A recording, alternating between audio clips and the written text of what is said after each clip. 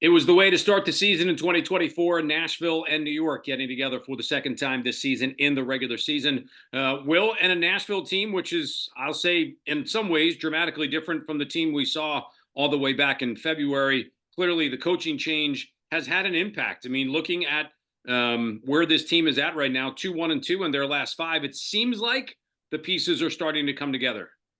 Yeah, you're absolutely right. And it has certainly been a team that wants to get back to what it was this time last year. That has been the biggest message from general manager Mike Jacobs, from interim head coach Roomba Munthali. At one point, Nashville was right in the thick of the Supporters Shield race in early June, 10 games unbeaten last summer.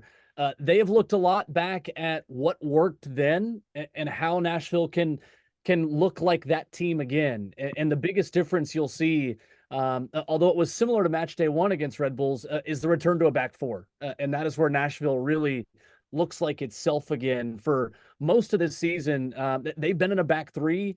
A lot of that had to do with an injury to Walker Zimmerman, Lucas McNaughton, who's been unavailable, and CONCACAF Champions Cup that forced Nashville to maybe change its style a bit because of injuries. This is the Nashville we've come to really know now since 2020. It's a back four.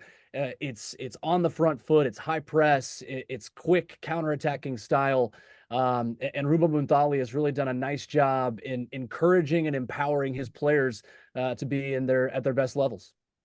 Interestingly enough, both teams will be coming off of losses to New England. Your side 2 weeks ago with the bye last week in the international break. Red Bull played during the international break, lost 1-0 to the Rebs. Tell me from a standpoint, Will, what the week off did for this Nashville team. Good time for a week off, bad time for a week off. There's so much debate that goes along with it. What did the guys in Nashville do this past week? Well, I think considering the amount of players that would have been unavailable last weekend, it was a great time for a week off between Shaq Moore with the U.S. men's national team, Walker Zimmerman, the over 23 player that has kind of been picked as that leader of the U.S. Olympic squad going into the Paris Games this summer, play with John Tolkien the other night in Kansas City against Japan. Considering the bodies out, I think it was a perfect time. And right now, Roomba Munthali is doing a really nice job making changes on the fly. But anytime he can get a week and a half to train with the guys, it really is valuable for this team at the moment. I thought it was interesting against the Revolution a couple of weeks ago. Nashville completed 63 progressive passes in that game. That's their highest total in a game since May 14th of 2022. They're making major changes to the way they build out, to the way their midfield operates. And right now, any game or any time, really, I should say, that Drew Yearwood and Brian Anunga have together to continue training together, I think is really valuable. And you go back to Nashville's win over FC Cincinnati now a couple of weeks ago on the road. Those two were the key characters in that story. They were fantastic partnering together. So with a lot of bodies in and out, with the back line not being what it would have been, obviously this weekend it'll be a first choice group, we hope, in Nashville, perhaps minus Shaq Moore. So if Nashville was to be, on the pitch last week, they would have done so without their leader at the back, Walker Zimmerman, and they have been significantly better defensively when he's been on the pitch this season. It is interesting in a lot of ways. Well, the last two games for Nashville kind of tell the season, the story of the season, right? The loss to New England, but the game prior that you just referenced, the Wednesday game, you're in Cincinnati and you win that game 2-0. That must have been so important on so many levels, almost a knock on the door to everybody else in the Eastern Conference. Like, hey, we're still here. We're figuring it out, but we're not going to go away.